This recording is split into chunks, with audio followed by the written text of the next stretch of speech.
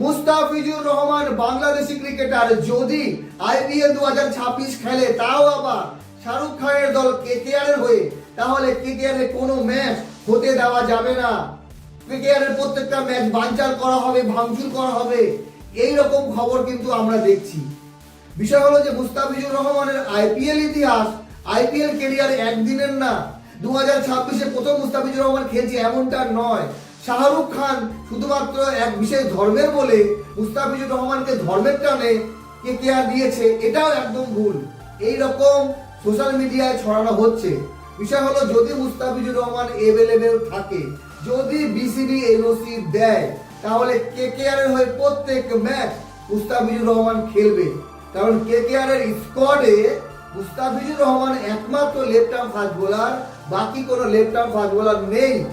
আর মুস্তাফিজুর রহমানকে 9,20,00,000 টাকা দিয়ে কেকেআর যে স্কোয়াডে নিয়েছে, শুধুমাত্র লোককে দেখানোর জন্য না, শুধুমাত্র মুস্তাফিজুর রহমানের প্রতি ভালোবাসা বা বাংলাদেশের প্রতি ভালোবাসা দেখানোর জন্য না, নিজেদের দরকারে নিয়েছে।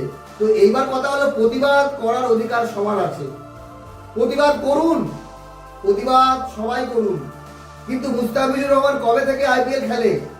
2016-17 মুস্তাফিজুর রহমান প্রথম খেলে সানরাইজার্স হায়দ্রাবাদের হয়ে, এবং এমার্জিং ক্রিকেটারের অ্যাওয়ার্ডটা সেই মুস্তাফিজুর রহমানই পায়।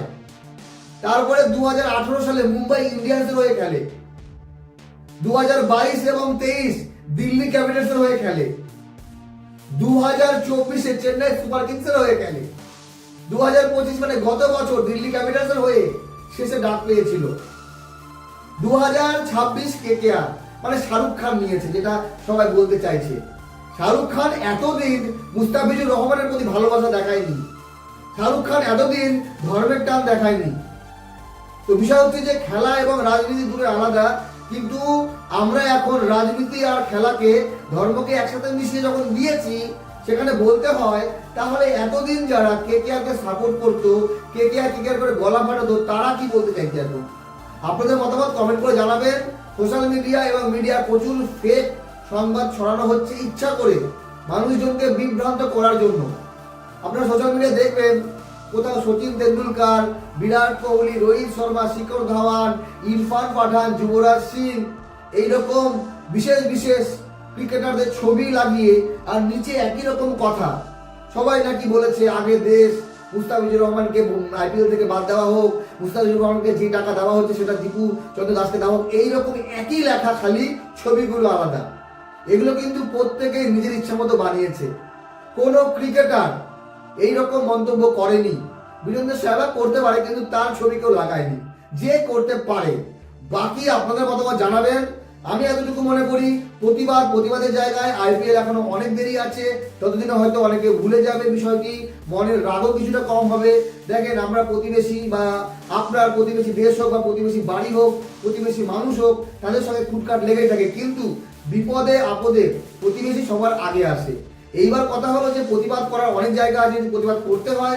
আমাদের ভারতবর্ষে এত ঘটনা ঘটছে, যেখানে রামনারায়ণ বাঘেল থেকে শুরু করে, যেখানে জুয়েল রানা থেকে শুরু করে, যেখানে আমাদের এই ত্রিপুরার ছেলে অ্যাঞ্জেল চাকমা, এদেরকে নিয়ে প্রতিবাদ করুন। এদেরকে নিয়ে প্রতিবাদ করা উচিত যে আমাদের ভারতবর্ষের নাগরিক, বিএসএফ এর একজন ছেলে, আর এমনকি উত্তরপ্রদেশে যে ঘটনা হয়ে গেল, একজন রাজনৈতিক নেতা, জেল খাটা আসামি, যার যাবজ্জীবন কারাবাস হয়েছিল, সেও ছাড়া পেয়ে গেল। এগুলো নিয়ে প্রতিবাদ করুন, কারণ আমাদের দেশ, আমাদের দেশের মানুষ আমাদের কাছে আগে হওয়া উচিত। আমাদের দেশের মানুষ বিচার পাচ্ছে না, তাদেরকে নিয়ে আওয়াজ তোলার লোক নেই, কিন্তু আমরা অন্য দেশে পড়ে আছি। দেখেন, শাহরুখ খানের দল কেকেআর যদি মুস্তাফিজুর রহমানকে নিয়ে কোনো অন্যায় করে থাকে, সেটা আপনারা কমেন্ট করে জানাবেন। আমার মতে কোনো অন্যায় কেকেআরও করেনি, শাহরুখ খানও করেনি। আমি আবারও বলবো, এটা পুরোপুরি খেলার অংশ। আইপিএল এর নিয়মের বাইরে গিয়ে কোনো কাজ কেকেআর করেনি। আর যদি মুস্তাফিজুর রহমান এভেলেবল থাকে, তাহলে প্রত্যেকটা ম্যাচ খেলবে। আর এই আইপিএল এর প্রত্যেক ম্যাচে জাতীয় স্তরে সুরক্ষা দেওয়া হয়। আমাদের পুলিশ প্রশাসন অবশ্যই দায়িত্ব নিয়ে ম্যাচগুলো করাবে। যেখানে প্রতিবাদ হতেও পারে, কিছু রাজনৈতিক সংগঠন আছে যারা হয়তো প্রতিবাদ করবে। তো দেখা যাক, সময় আসুক, মুস্তাফিজুর রহমান কেকেআর হয়ে খেলে কি না খেলে, আপনাদের মতামত কমেন্ট করে জানাবেন।